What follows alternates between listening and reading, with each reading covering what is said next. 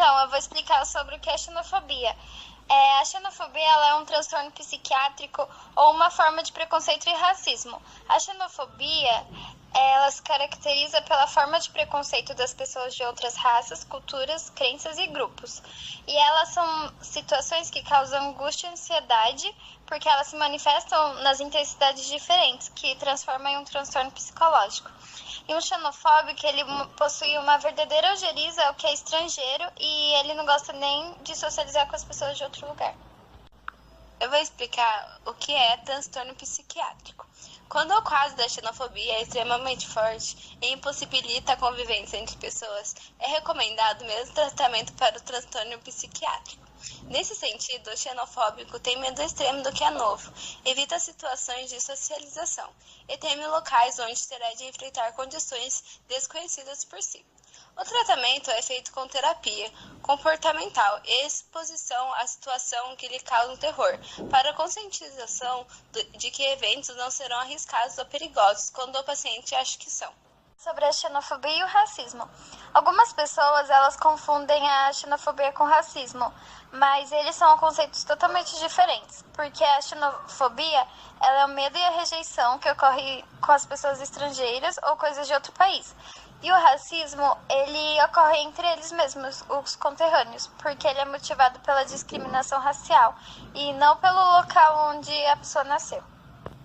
A xenofobia no Brasil, ela teve vários períodos. No século XIX, ela era mais violenta em relação aos portugueses, mas elas também atingiam os outros imigrantes, os espanhóis, italianos, sírios, entre outros, e eles disputavam o mesmo mercado de trabalho com os brasileiros.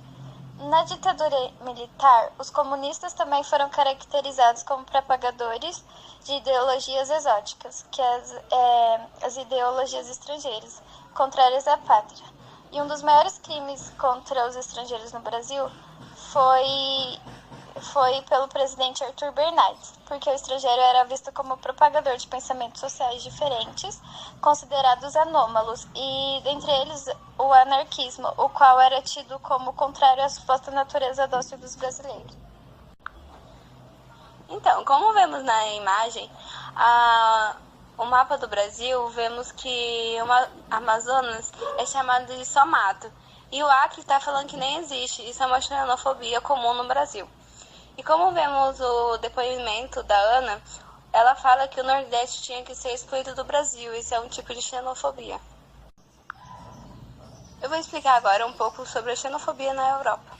No caso da Europa, há a combinação de ambos os fatores. De um lado, a população de países subdesenvolvidos busca o velho continente, além de empregos, melhorias de condições de vida, fugindo da realidade econômica de seus locais de origem. Com isso, há uma grande quantidade de estrangeiros vivendo na Europa, com uma estimativa de 6 milhões de pessoas, entre migrantes legais e ilegais.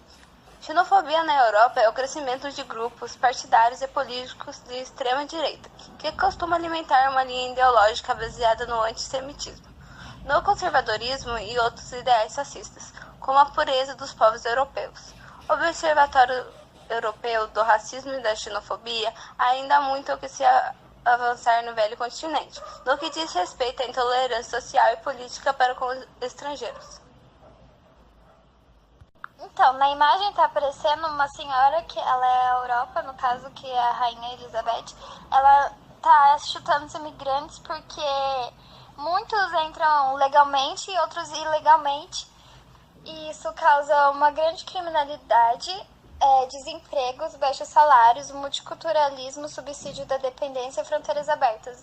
Eles acham que vão acontecer isso, então eles estão tentando minimizar os imigrantes entrando no país. Como se trata a xenofobia? Ela se trata com terapia comportamental e a exposição da pessoa doente com as situações que lhe causam terror. Aí, quando ela for nessas situações, a pessoa ela vai ficar consciente que essas situações elas não vão ser tão arriscadas assim. E no tratamento, a pessoa ela desenvolve as técnicas e lida com sentimentos da angústia e da ansiedade com o desconhecido. E em casos maiores, assim, eles são utilizados medicamentos para aliviar a ansiedade. Então, esse foi o nosso trabalho. Tchau, professor. Tchau, professor.